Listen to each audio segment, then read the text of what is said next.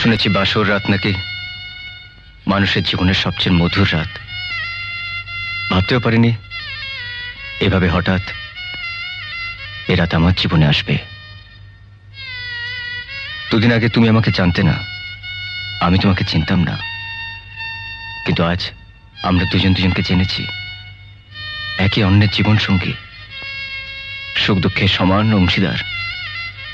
তাই আজ মন বড় চাইছে আমার জীবন সাথীকে দু চোখ ভরে দেখব।